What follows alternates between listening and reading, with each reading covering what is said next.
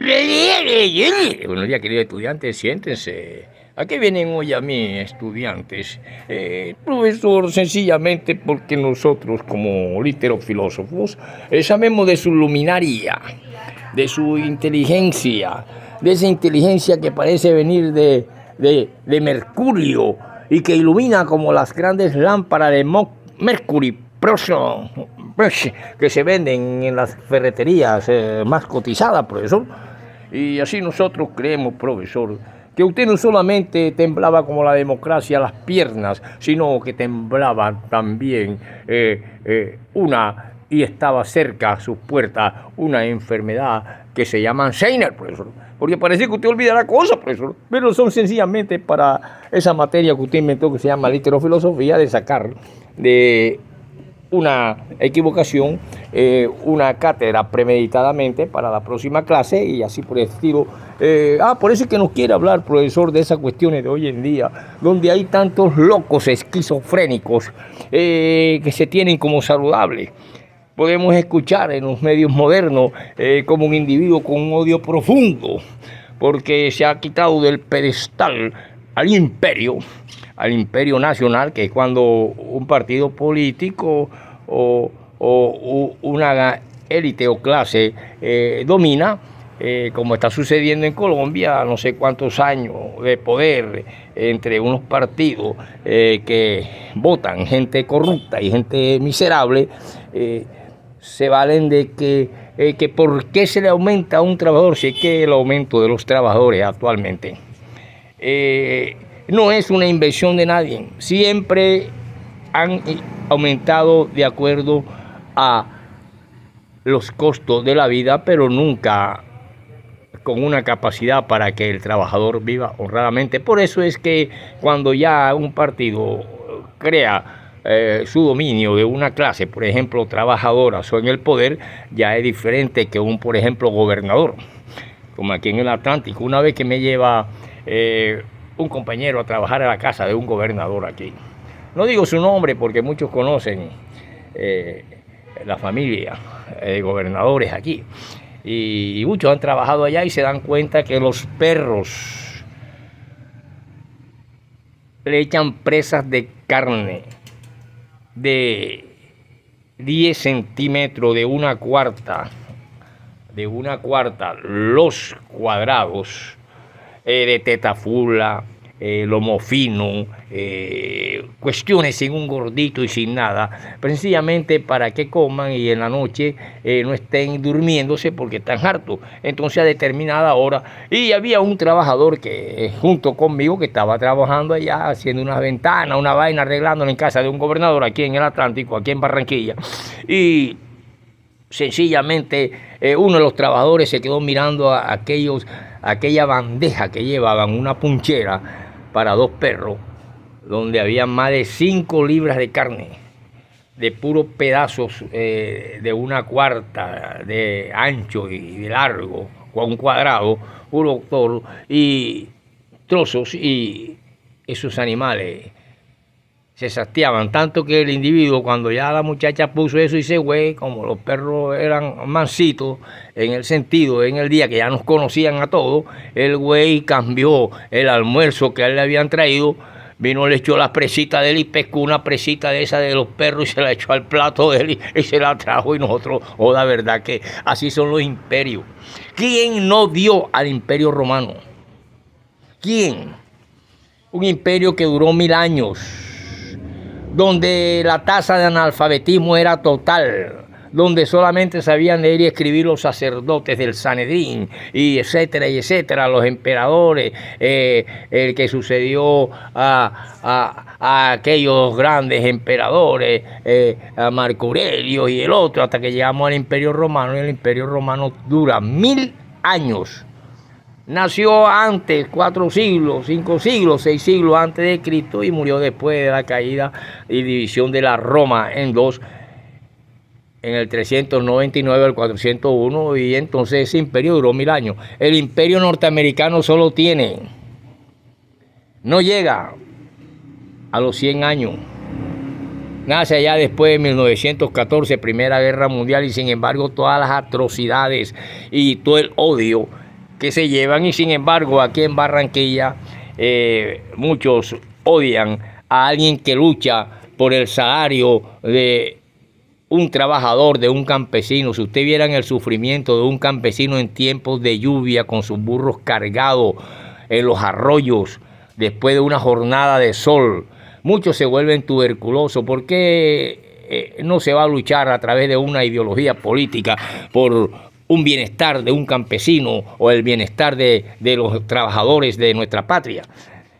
Cuando usted compara a esos perros del gobernador y compara la incapacidad que usted tiene para comerse una libra de carne, usted y sus hijos, se darán cuenta que sí hay una lucha de clase, que no solamente es la lucha de clase que hay que son las tres que siempre han entrado en la historia mundial, como son la clase obrera, campesina y la trabajadora, que surge de una época hacia acá después de la caída del feudalismo. Y entonces así nosotros podemos ver que siempre habrá motivo de lucha. Pero cuando yo veo a través de estos aparatos, como vi hace poco, y analizando mis conocimientos que tenemos acerca de la psicopatología, vemos que estamos ante un enfermo, un esquizofrénico, asesino, apoyador del paramilitarismo y apoyador de las políticas arbitrarias del partido que hemos tenido. Por ejemplo, hace poco un hombre atacó a la hija del presidente de la República, tratándole de toda clase de escoria, como si no tuviera hija o como si él fuera las chácaras de un dios invisible, como el imperio americano. Nosotros sabemos, cuando estudiamos imperialismo y imperiocriticismo y estudiamos el Estado y la revolución y esas cosas, podemos entender. Pero un pueblo analfabeta, semianalfabeta, que se distrae con Amparo Grisales, la anorésica, y con la otra que le gustan los coroneles y le gustan la gente porque es sadomasoquista para que le den golpe, entonces nosotros sí podemos diferenciarnos. Y sabemos por qué se lucha y por qué. Ese hombre atacó y dice que le pegará apenas vea al presidente de la República tiros en la cabeza. Ese hombre es un esquizofrénico, es un loco.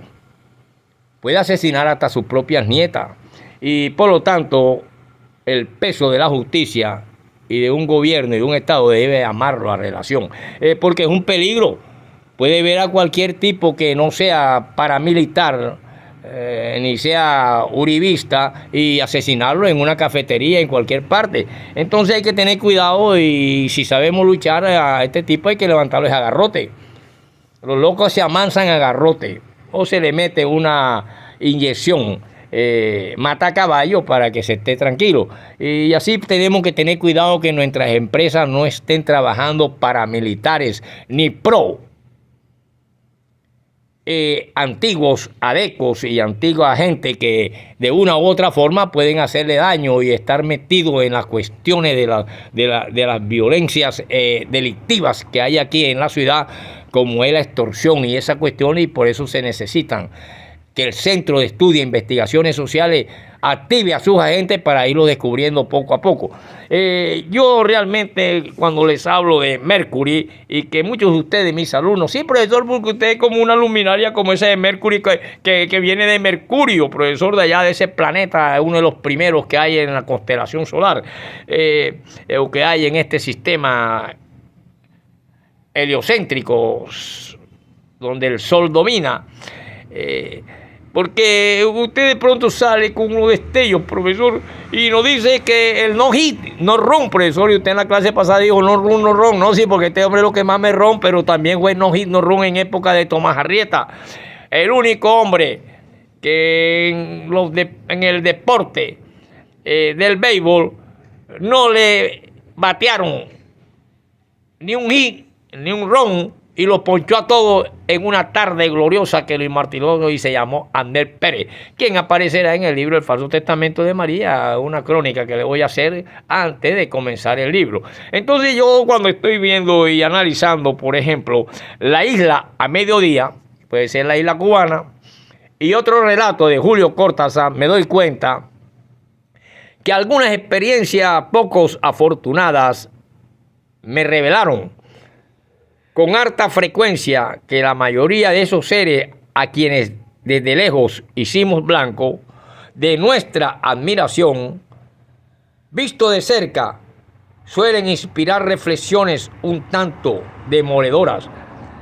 A pesar de tan decepcionante conclusión, cuando leí por primera vez un volumen de cuentos de Julio Cortázar, este fue el que escribió también La Rayuela, se trataba, si mal no recuerdo, de Bestiario, esa bestia que muchas veces nos han gobernado como fue el pasado uribismo, una bestia. Las bestias siempre han reflejado e icónicamente han reflectado a un imperio. El jaguar en América, el leopardo en Grecia, pero aquí todavía en América no ha sido imperio, estamos todavía atrasados y subdesarrollados, desprendiéndonos de esas antiguas políticas, donde solamente quieren esclavos y siervos, no hombres libres y hombres pensantes, porque eso cercena la cultura. El águila calva, que es la actual del imperio norteamericano, se reflejan así, por ejemplo, el oso de Rusia, el águila de Inglaterra y la bestia de hierro de Roma, pero parece que el imperio norteamericano es demasiado más bestia que el imperio romano, y el imperio romano lo jodió todo el mundo. El imperio romano nunca mandó una bomba atómica. Entonces, en ese sentido, se luchaba el que tuviera buen desarrollo y estoicismo, podía luchar contra la espada y contra la cuestión que eran las armas de desarrollo, pero hoy en día no es la espadita, ni la flecha del chi, ni la flecha del indio. De ese indio a quien le cortaron la lengua y le cambiaron los tesoros y oros de la América y sus dioses por una Biblia y una cruz que venía maldecida del Asia Menor, de la cultura judía. Entonces, ¿qué pasa? Que cuando yo miro estas obras como Bestiario y miro La Isla a mediodía y otro relato de Julio Cortázar, me doy cuenta que rebulló en mí el antiguo deseo de conocer cuanto fuera posible de su autor. Al fin y al cabo, él me había devuelto, tras una larga temporada de expectación y desánimo, que mucho se parecía a un prolongado bostezo, el gusto por las lecturas literarias, casi abandonadas. Pocas referencias sobre su vida y su persona me llegaron, aparte los lacónicos informes de Solapa, escritor argentino nacido en Bruselas. Su padre era diplomático. En el año de 1914, actualmente reside en París. Hace rato que es Julio Cortázar, no vemos un libro de él. Al fin, una vez más, comprendí que poco podría añadir nadie a lo que no supiera encontrar en sus libros, los libros de Cortázar. Y así por el estilo, nosotros podemos hablar de literatura y podemos hablar de imperialismo y imperiocriticismo, el Estado y la revolución, el Estado y la ley, cómo debe condenar el Estado a esquizofrénicos, asesinos, paramilitares o los que se acercan a esta doctrina de asesinatos y crímenes como fueron los de los partidos pasados. Entonces, pues nosotros cuando vemos y leemos de Eddie Muriel, un poema de Eddie Muriel, como ejemplo el poeta, él nos puede decir cosas sublimes que ya están fuera de las bombas atómicas del imperio norteamericano y de esa bestia llamada Imperio Romano, que todo mundo dio, hasta el mismo Cristo, que lo transformó en amor cuando se llevaron esas doctrinas para Roma. Y entonces ya resulta que él murió por los pecados de Nerón. Nos vemos en la próxima, pero sin embargo les voy a leer el poeta de Eddie Muriel. Con amor miro al mundo, con amor los aplausos llenan mi ser. Le canto al amor, al sentir, al sufrir, a todo lo que sea humano. Nadie sabe de mí. Al salir del espectáculo, donde aún resuenan en mis oídos aplausos de aquel recital, de aquellas miradas de las muchachas hermosas y graciosas que se deleitan con el verso y el poema. La gratitud a ese auditorio. Siento que soy el poeta.